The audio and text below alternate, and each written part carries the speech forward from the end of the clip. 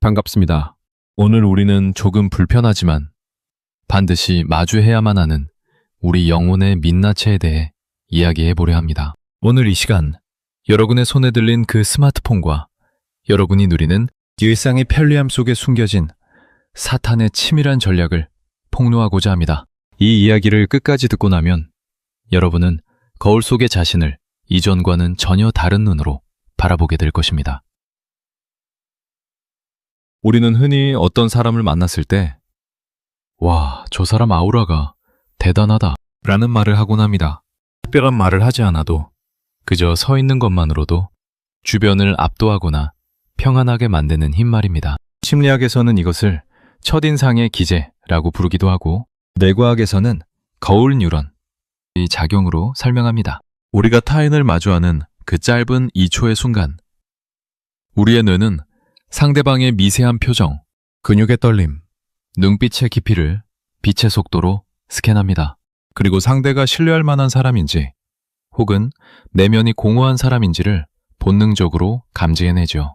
하지만 이것을 신학적인 관점에서 본다면 이야기는 완전히 달라집니다. 이 아우라는 단순한 카리스마가 아닙니다. 그것은 창조주 하나님께서 인간을 당신의 형상대로 지으셨을 때 우리 영혼에 심어주신 영적 권위의 흔적입니다. 모세가 시내산에서 하나님을 만나고 내려왔을 때 그 얼굴에서 광채가 나서 사람들이 똑바로 쳐다보지 못했던 것 기억하시죠? 그것이 바로 원형적인 아우라입니다. 그런데 오늘날 우리의 모습은 어떻습니까? 우리의 얼굴에서 그런 영적인 빛이 느껴지나요? 아니면 피로와 탐욕, 그리고 스마트폰 불빛에 절여진 생기 없는 눈동자만 남아있나요? 사탄은 영리합니다. 사탄은 우리가 대놓고 죄를 짓게 만들기보다 우리 영혼의 아우라를 서서히 갉아먹는 전략을 취합니다. 그 핵심 도구가 바로 편리함이라는 이름의 덫입니다. 특히 스마트폰과 우리가 흔히 타는 승합차와 같은 안락한 이동수단들은 우리의 영적 근육을 태화시키는 주범입니다. 과거의 신앙인들은 하나님을 만나기 위해 광야로 나갔고 거친 길을 걸으며 자신의 육체를 쳐서 복종시켰습니다. 육체의 불편함은 영혼을 깨우는 각성제와 같았죠. 하지만 지금 우리는 어떻습니까? 푹신한 승합차 시트에 몸을 맡기고 손바닥 안의 작은 화면 속으로 도피합니다. 이 편리함이 우리에게서 무엇을 앗아갔을까요? 바로 자기진면의 시간입니다. 심리학자 어빙 고프먼은 인간의 삶을 프론트 스테이지, 앞무대와 백스테이지 뒷무대로 나누어 설명했습니다. 우리는 교회에서 혹은 사람들 앞에서는 신실한 그리스도인의 모습으로 프론트 스테이지를 연기합니다. 거룩한 용어를 사용하고 인자한 미소를 짓죠. 하지만 진짜 문제는 아무도 보지 않는 백스테이지에서 발생합니다. 혼자 있는 시간, 스마트폰을 쥐고 있는 그 은밀한 백스테이지에서 여러분은 무엇을 하십니까? 끝없는 숏폼 영상을 넘기며 자극적인 콘텐츠에 영혼을 내어주고 있지는 않나요? 사탄은 바로 이 백스테이지를 공략합니다. 여러분이 혼자 있을 때 무엇을 보는지, 어떤 생각을 하는지가 여러분의 아비투스, 즉 제2의 천성을 형성합니다. 아비투스는 오랜 시간 쌓인 습관이 육체에 각인되어 나타나는 고유한 분위기를 뜻합니다. 여러분이 백스테이지에서 스마트폰의 도파민에 중독되어 보낸 시간들은 고스란히 여러분의 아우라로 드러납니다. 2초의 심판대 앞에서 사람들의 거울. 뉴런은 여러분의 위선적인 프론트 스테이지가 아니라 썩어 들어가는 백스테이지의 진실을 읽어냅니다. 영적인 빛이 꺼진 자리에 남는 것은 탁하고 어두운 그림자뿐입니다. 여기서 우리는 도파민 저항이라는 심리학적 개념과 영성의 상관관계를 깊이 들여다봐야 합니다. 사탄이 스마트폰을 통해 제공하는 쾌락은 즉각적 보상입니다. 손가락 하나만 까딱하면 뇌는 도파민 홍수를 맞이합니다. 반면 기도의 깊은 단계로 나아가는 것, 하나님의 음성을 기다리는 것은 느린 보상의 영역입니다. 인매와 고통, 그리고 긴 침묵의 시간을 견뎌야만 맛볼 수 있는 영적인 단맛이죠. 그런데 이미 즉각적인 도파민에 절여진 뇌는 이 느린 보상을 견디지 못합니다. 기도를 시작한 지 5분도 안 되어 스마트폰을 확인하고 싶은 충동이 드는 이유가 바로 여기에 있습니다. 이것은 단순한 집중력의 문제가 아닙니다. 사탄이 우리의 전두엽을 망가뜨려 하나님과의 깊은 교제를 원천봉쇄하는 영적 전쟁입니다. 전두엽은 인간이 고등적인 사고를 하고 영적인 가치를 추구하게 만드는 곳입니다. 이곳이 마비되면 인간은 짐승과 다를 바 없는 본능의 노예가 됩니다. 사탄은 우리가 스마트폰을 보느라 영적인 아우라를 잃어버리고 결국에는 하나님의 형상을 잃어버린 영적 좀비가 되기를 바랍니다. 편리함이라는 독배를 마시고 영혼이 비대해진 채로 말입니다. 그렇다면 우리는 어떻게 이 무너진 영적 아우라를 회복할 수 있을까요?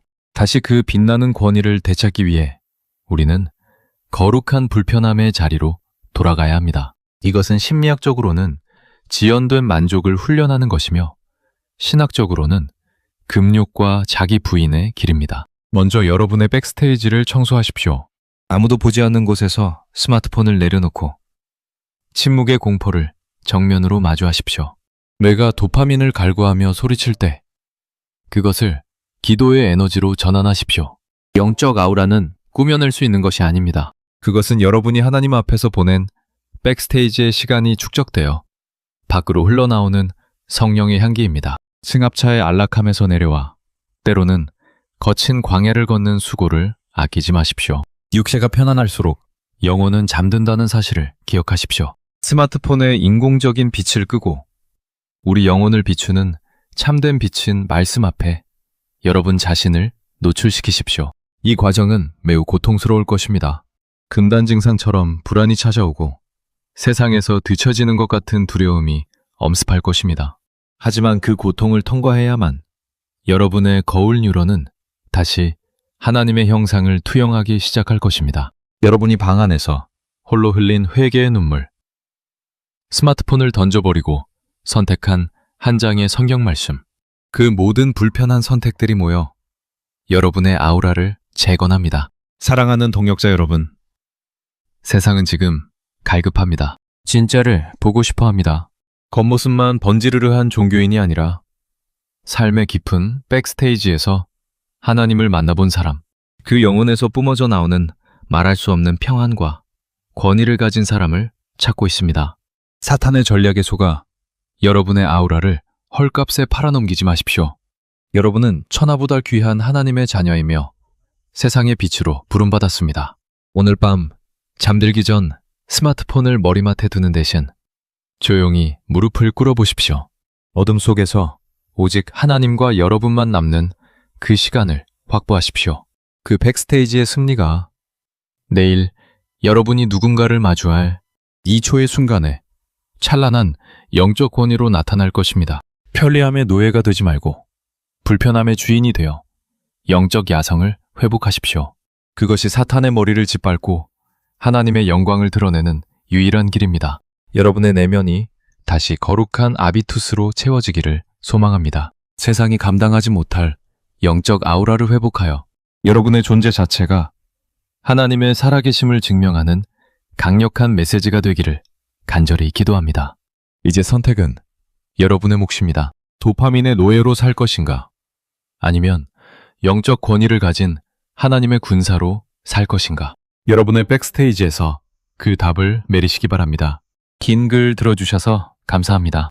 여러분의 영혼에 하나님의 강한 평강이 함께 하시길 빕니다. 자, 이제 이 스크립트의 핵심을 다시 한번 되새겨 봅시다.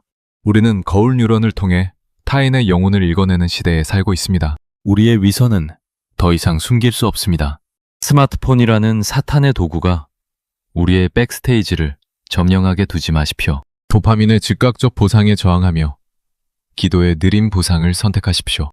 그것이 바로 우리의 망가진 뇌를 회복하고 잃어버린 하나님의 형상, 즉 영적 아우라를 되찾는 유일한 방법입니다.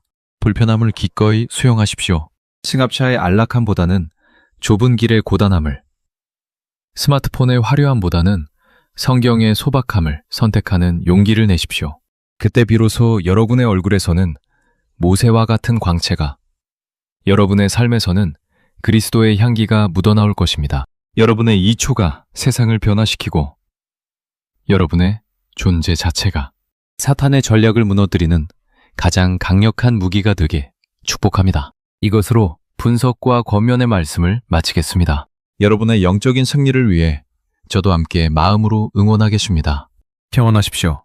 다시 한번 강조하지만 문장의 끝은 항상 마침표로 맺으며 여러분의 삶 또한 하나님의 마침표 안에서 온전해지길 바랍니다. 세상은 여러분을 지켜보고 있습니다.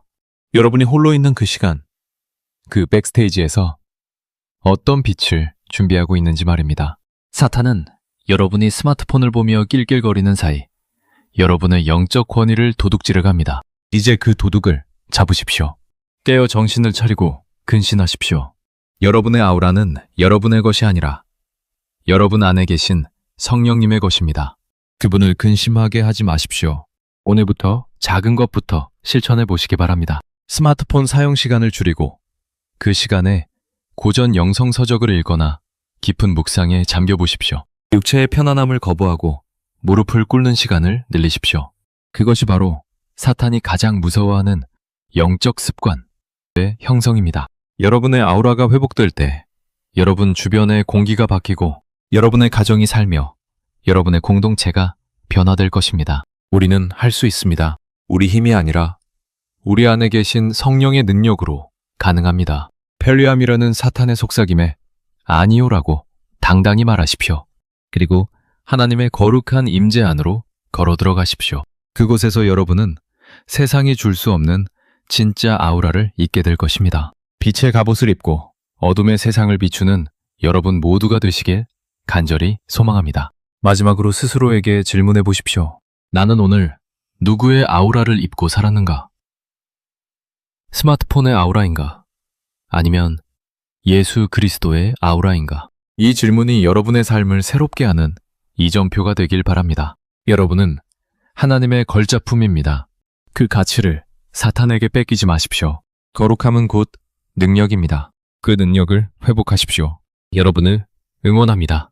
이제 정말 이야기를 맺겠습니다. 이 긴 스크립트의 문장 하나하나가 여러분의 심령 골수를 찔러 쪼개는 성령의 검이 되었기를 바랍니다. 이 목소리가 여러분의 귓가를 울릴 때마다 여러분의 손에 빌린 스마트폰이 무겁게 느껴지기를 바랍니다. 그것은 영적 전쟁의 신호탄입니다. 승리하십시오. 그리고 거룩한 아우라로 세상을 압도하십시오. 하나님의 은혜가 여러분의 백스테이지에 가득하기를 빕니다. 감사합니다.